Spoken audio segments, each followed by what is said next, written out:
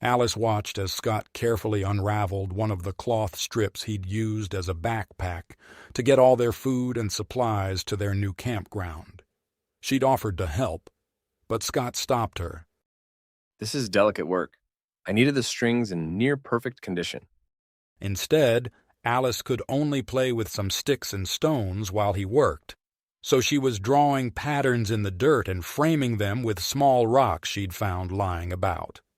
Meanwhile, Scott was taking the thin strings he'd unraveled and was tying most of them around a stick he placed in the odd tent he'd made out of sticks and leaves. Peeking around Scott, Alice could see him put the stick full of strings back in a corner while wrapping a few extra strands around his wrist. Her brow furrowed. What are those for? Scott looked back and smiled. I'm going to set a trap for some small animals. The less we eat the survival rations, the better. We'll never know when we'll need those in an emergency. Alice's brow furrowed. Did her brother mean they were going to eat small animals? That sounds yucky. Scott smiled, but Alice could see some sadness in the smile as he rumpled her hair. Maybe so, Munchkin, but we don't know how long we're going to be out here all alone. So we might have to eat some yucky stuff.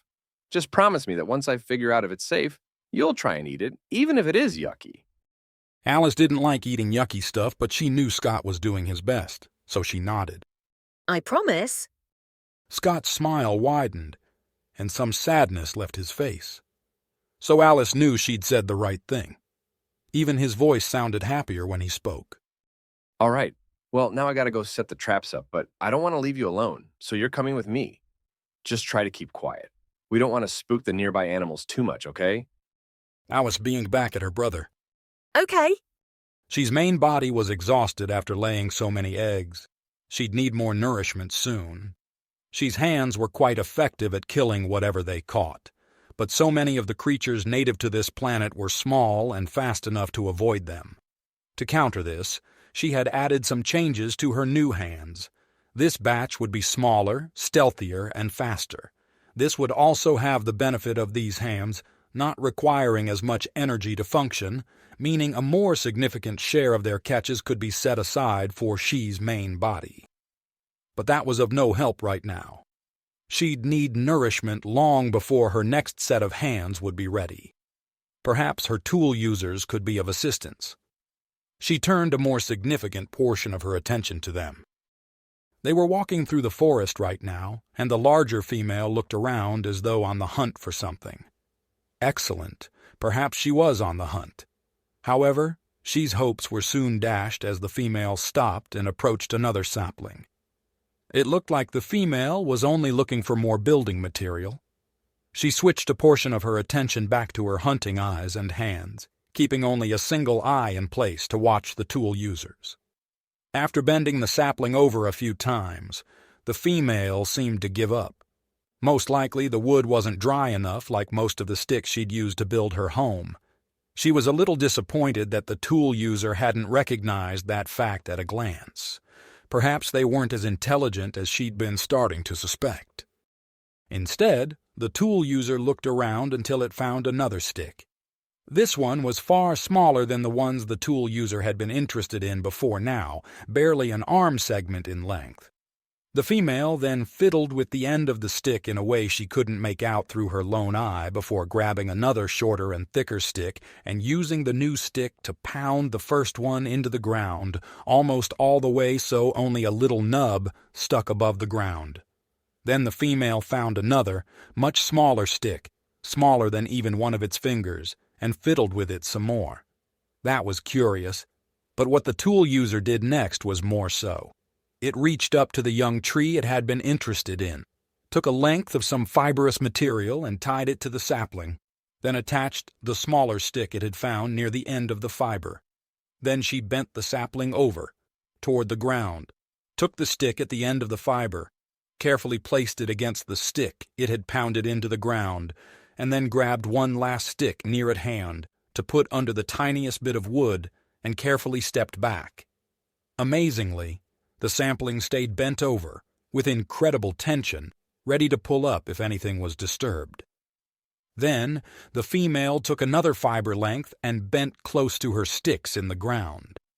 She couldn't see what was being done at this point, but when the tool user stood up again, a loose fiber loop was lying on the ground right in front of the hole set up. She desperately wanted to get a closer look to see how the tool user had maintained this tension and brought over a second eye to examine the setup while the first followed her tool users as they moved on. Once her eye got close enough, she could see how the whole thing worked. The tool user had carved a notch in the stick it had pounded into the ground, flattened the smaller stick that sat inside the notch, and rested on the last stick, which had also been placed in the ground.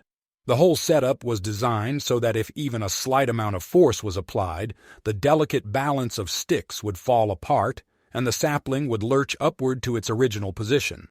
And to top it all off, a small amount of the inside of one of those scentless nuts was placed onto the end of the last stick as bait to tempt an animal to do just that, getting itself trapped in the fiber loop hanging a little way off the ground. It was ingenious, far more complex than any instinct-driven creature should be capable of creating. This was clearly an advanced level of problem-solving that required abstract thinking. This was unheard of. In all her travels, she had never encountered another being capable of this level of complexity other than another she. Her tool users were sapient. Admittedly, stick and fiber traps were far from what a she was capable of, but this still warranted much more study. Through her eye, she could see the tool users setting up more of the same trap as it wandered around the forest, and she wondered if this was a short-term solution to her own problem. Just how effective were these traps? Unwilling to wait around too long, she decided to use some of her nearby hams to encourage some of the smaller local wildlife to move closer to the traps. The trick was to not chase the wildlife too hard, so it thought it was just meandering that way as a precaution rather than running from a threat. It took some time, but sure enough, eventually one of the animals noticed the scent of the bait and approached the trap. It circled the trap, looking both within and without for some danger, but each circle took it closer to the bait. Eventually, it cautiously stepped closer and took a cautious lick of the bait. When nothing happened, it eased its guard and started eating. She watched as the stick the bait was on shook just slightly as the animal fed, then quicker than her eye could process. The intricate stick setup fell apart, and the sapling launched back into place, with the fibrous loop tightening around the animal's leg and hanging it suspended in the air. The trap worked. She immediately sent some of her hands to replicate the trap near her hunting grounds, using whatever material she had available, while contemplating the more significant implications of what she'd discovered today. When Scott made another round checking his traps, he was amazed to learn every single one had caught an animal of some sort: lizards, mammals, and something a little harder to categorize. He would have been happy with one or two catches. Though this presented a new problem, it would be difficult to test these all to ensure they were safe to eat before the meat went bad. Still, that was an excellent problem to have. At the sound of some skittering in the tree behind him, Scott dropped his latest catch and picked up his spear. He'd been hearing these sounds for a while now, and he was getting more and more confident it wasn't just his imagination. It felt like something was following him, and he didn't particularly like that idea.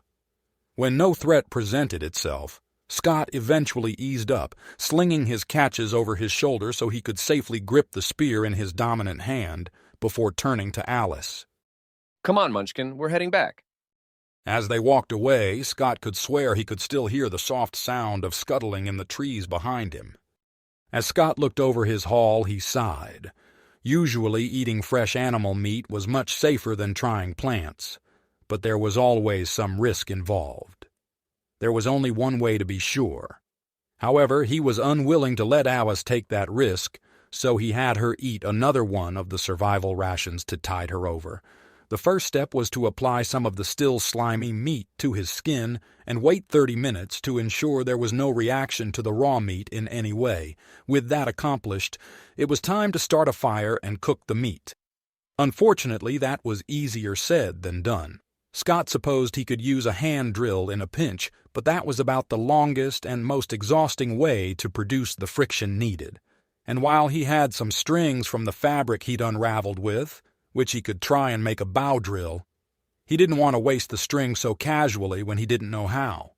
Soon he'd be able to get more for his traps. So the next best bet was the fire plow. After digging out a small pit with his hands, Scott looked over the half-rotted logs from fallen trees he'd gathered. One seemed just weak enough to pull apart with his hands, which was a mixed blessing, as that level of rotting would mean lots of moisture, which would make this take womber. But the good news is, the friction would fix that issue as he worked. He also gathered some dry grass from the underbrush and some small twigs and sticks to keep near at hand. Then, taking a solid stick a little less than a foot long, Scott sharpened one side almost to an edge.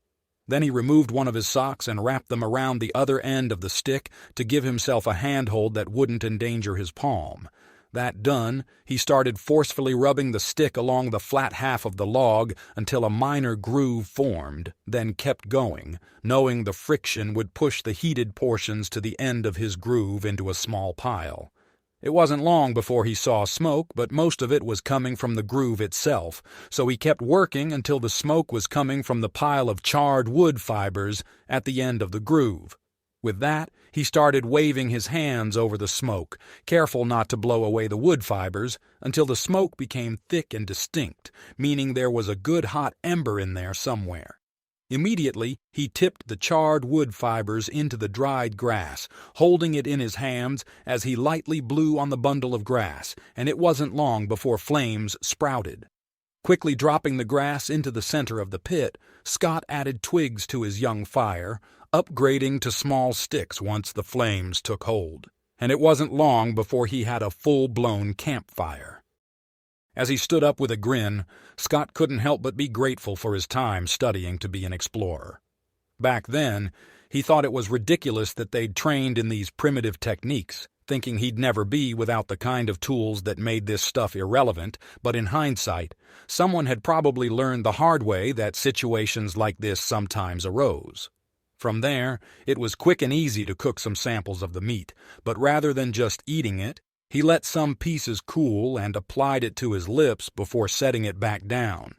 With the smell of cooked animals in the air, it was borderline torture not to lick his lips and taste the fatty juice still sitting there, but patience was an essential part of the process. After about 15 minutes, he checked his lips to feel if there was any swelling or rash. When none were apparent, he finally took a small bite of the cooked meat. After a couple days of survival rations, that bite was pure bliss. It was everything Scott could do not to swallow, but again, patience was key. He chewed thoroughly, getting fat and juice all over his mouth, waiting to see if he could feel his tongue or any other parts of his mouth react. Finally, after about 15 minutes, he spit the meat out and rinsed his mouth out before carefully feeling around to test for things like numbness or swelling. When none was apparent, he finally allowed himself another small bite, and this time, swallowed. To say the meat was delicious was an understatement, and he really wanted to tear off more chunks of meat, but now it was time to wait again, and this time, it wouldn't be such a short wait. Dreaming of his feast to come, Scott set the food aside, knowing it would be about 6 hours before he'd let himself eat or drink anything other than some water as needed. This was going to be the longest 6 hours of his life. She watched the female perform an odd ceremony of applying the meat to her dermal layer.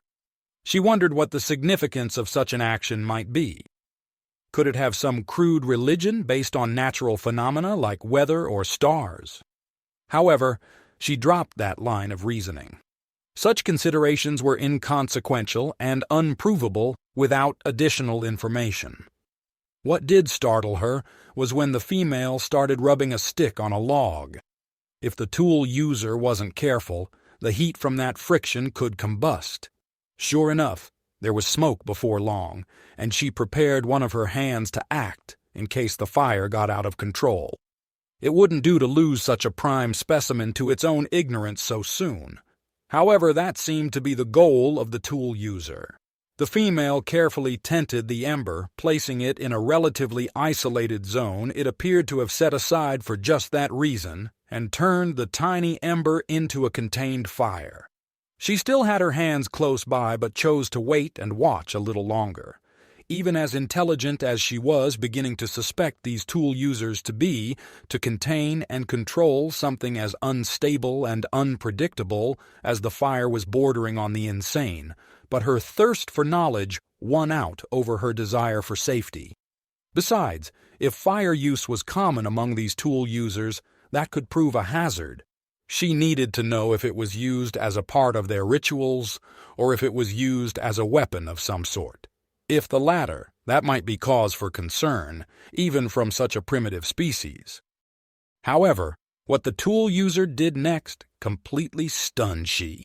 It took flesh from one of the animal carcasses, placed it on a stick, then thrust it into the fire. Why would it spoil perfectly good nutrients by charring them? She suddenly regretted chasing so many animals into the tool user's traps. Such a waste of nutrition was unthinkable. When the tool user finally withdrew the meat from the fire, it was visibly damaged. Not only was the surface area charred, but even the musculature underneath was changed in color and texture. It was apparent the heat had destroyed many of the nutrients. However, after repeating the female's earlier action of applying the carcass's flesh to its skin, this time closer to the orifice the tool user used for consumption, it finally took a bite and began eating.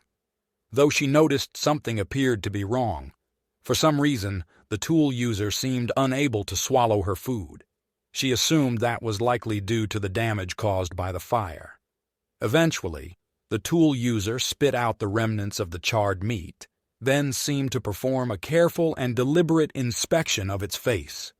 She didn't know what the tool user was searching for, but evidently it was satisfied because it took another bite of the carcass and swallowed the flesh relatively quickly.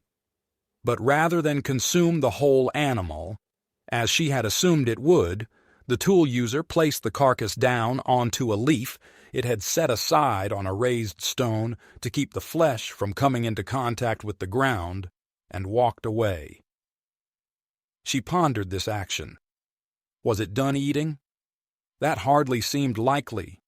Based on its size and exertion, as well as past consumption habits, the female would need far more nutrition than that to sustain itself. More likely, the fire had rendered the flesh inedible. But what the tool user had done seemed deliberate and thought out step by step. There must be some facet that she was yet missing. After the female had disappeared into its nest of sticks and leaves, she used one of her hands to retrieve the carcass to study it more directly. It only took a little while for her to bring the meat to her primary body, after which she began an analysis of the carcass. It seemed like the heat from the fire had broken down some of the bones of the flesh, making it easier to tear apart. She ate a small portion of the flesh with a small body designed chiefly for testing new foreign plants and animals, to learn how she'd need to change her body chemistry to get the most nutrients and avoid any risk for her primary body at the same time.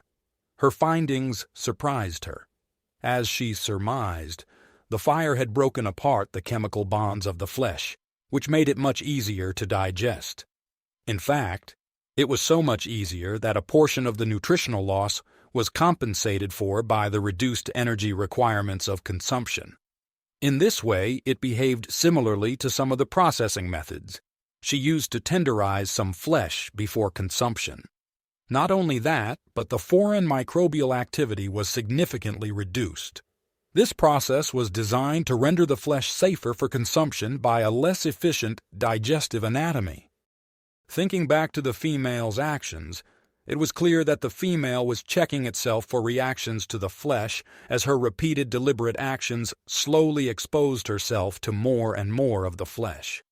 Unlike she, the tool user didn't have a separate body it could use solely to test the safety of its food. This process was likely created by the survivors of its species, passing these methods on to the next generation to test new food for safety. Since she had accidentally chased the tool users away from their original nest, they were likely testing all their food to determine edibility and safety. That meant not only could these tool users think abstractly, but it increased the probability that they might also have methods to communicate complex ideas beyond the simple repetition of action. Thinking back, she remembered all the times the tool users had projected vibrations toward one another. Those vibrations may have served a more specialized purpose than most animal vibrations. There might even be communication patterns, similar to she's own between her various selves and other she's. She decided to create a new small self with greater sensitivity to these vibrations so she could attempt to determine if there were subtle and/or complex patterns to discern. After a few hours, Scott decided he'd waited long enough with no ill side effects and got up, intending to finish his meal. However, thoughts of tasty meat faded when he saw the spot he'd placed his meal empty. He noticed many small depressions around it, as though something relatively heavy with many small legs had taken the food. It was like ice water flowed down his back, and Scott ran back to grab one of his spears. After looking around the perimeter, it seemed like whatever had been at their camp had left. But he could see several tracks similar to the first, meaning either the same one was coming back repeatedly or multiple spider monsters were watching them. They'd have to move again, further this time just to be safe.